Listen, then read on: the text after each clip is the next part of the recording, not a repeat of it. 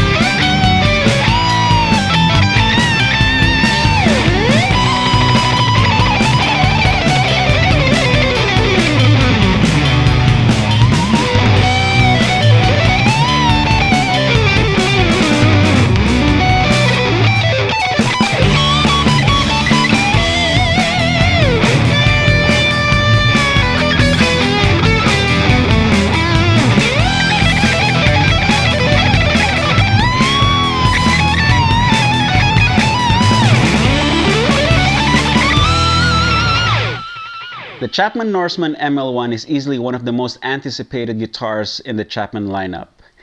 And the wait is finally over because the Norseman is now available through Chapman dealers worldwide. I myself have been eagerly awaiting this guitar ever since I played one at the NAMM show back in January.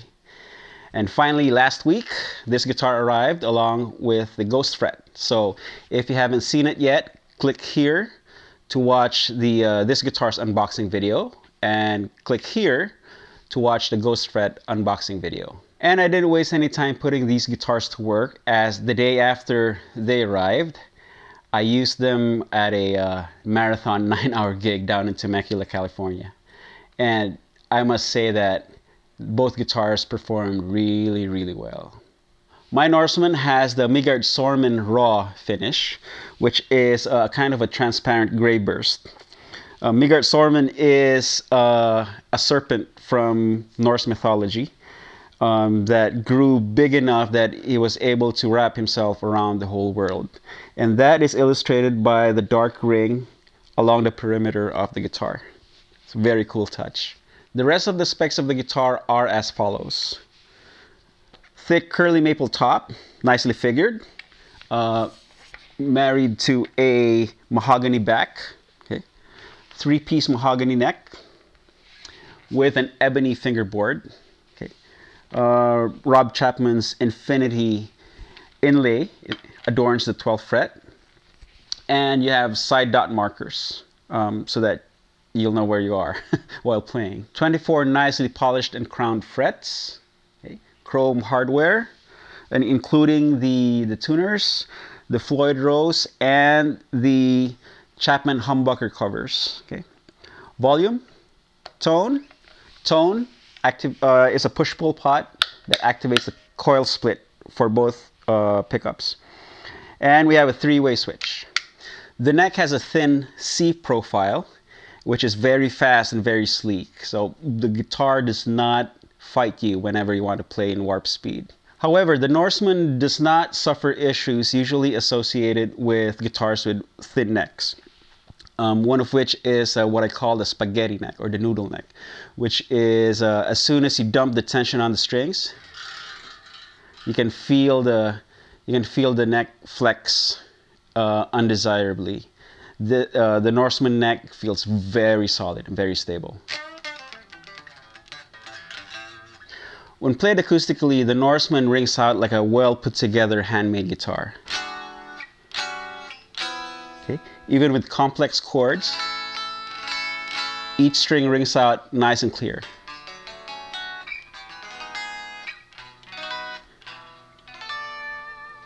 Okay. And each note dies down with a pretty long decay. I attribute this to a really tight neck joint. So the neck is coupled really well to the body. The Floyd Rose is the performance version, which actually has the same exact materials as a German-made Floyd Rose.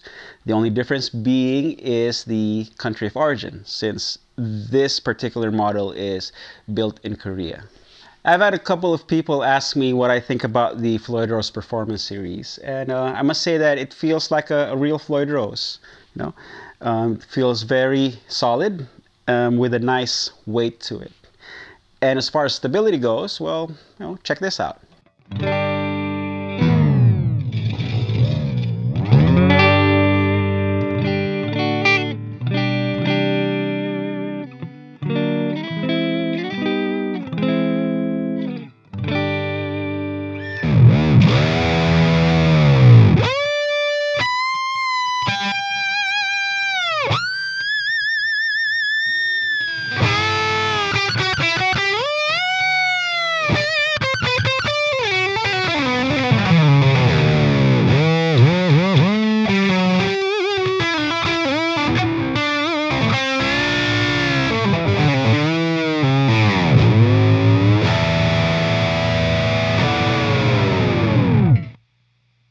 There you go.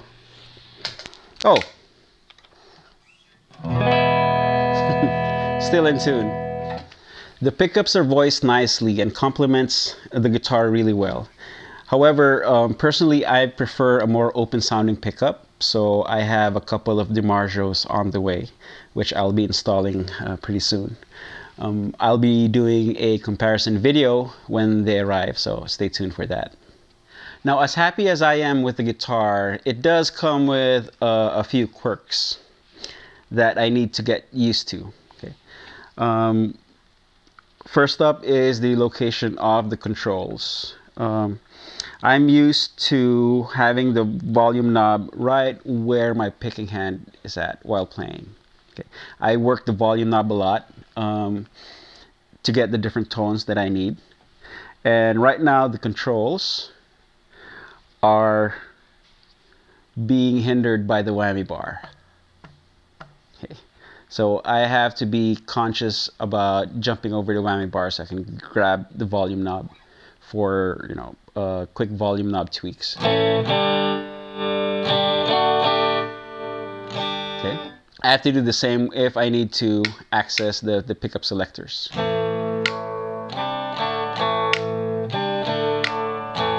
Just a minor adjustment. Another thing I want to point out is that the Norseman is a little bit on the heavy side for a super strat. Okay. So if you're playing long sets, you might want to switch out guitars every couple of songs, or just hit the gym more often. Build up that upper body strength. And lastly, this is probably specific to my Norseman, because right here on the lower bout, right in the clear binding, there's a little green speck. Okay, that's not supposed to be there. And when I first saw it, I tried rubbing it out and it's not going away. So it is in the clear coat. So it's something that got through inspection. So I don't know. It's not a big deal, but it drives my OCD crazy. Because every time I look down, I see that little speck. But anyway, I've learned to ignore it. You've heard the Norseman do heavy gain, rhythm, and lead tones in the opening song of this video. So for the next few minutes, I will be exploring the clean and crunch side of this guitar. I am plugged into my Victory V30 head and 2x12 cabinet, which is mic'd up and going straight into my computer.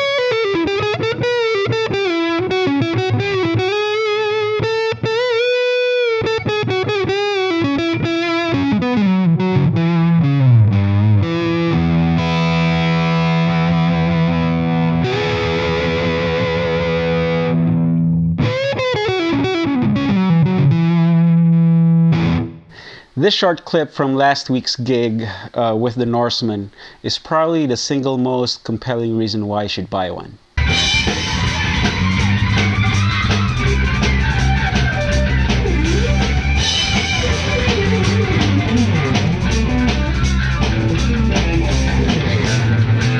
Chicks dig it.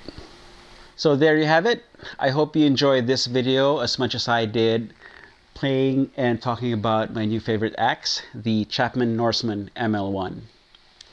If you want to find out more about Chapman Guitars, check them out at chapmanguitars.co.uk.